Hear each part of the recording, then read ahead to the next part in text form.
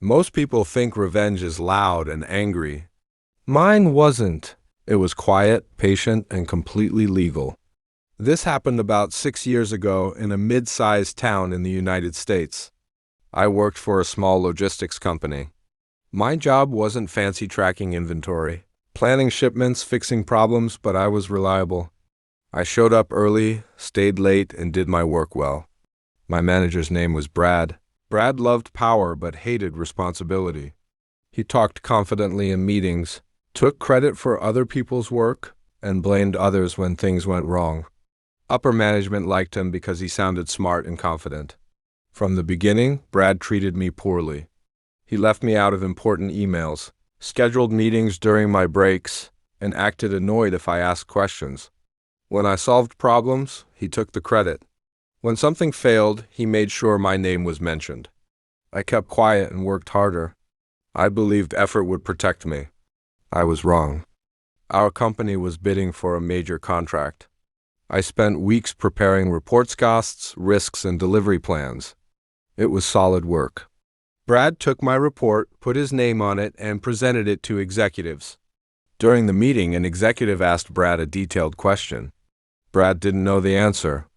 Instead of admitting that, he blamed me and said there may have been an oversight. The next day, I was called into HR. I was fired without warning. Brad didn't even look at me.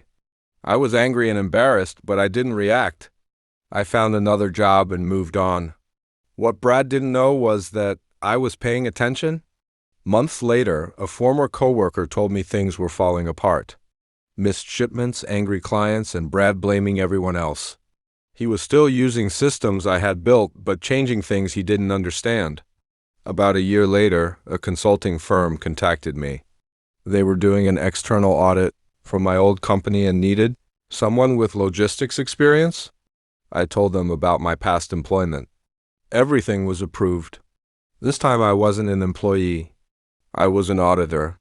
I didn't accuse Brad. I didn't argue. I just asked questions. Who approved this change? Where is the documentation? Why was this process altered?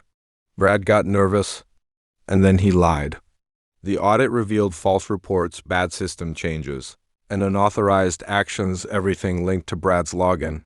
He was fired immediately. No severance. No references. I didn't celebrate. I felt peace. Brad didn't lose his job because of me. He lost it because of who he was. He thought I was weak because I stayed quiet. But silence isn't weakness. Sometimes it's strategy.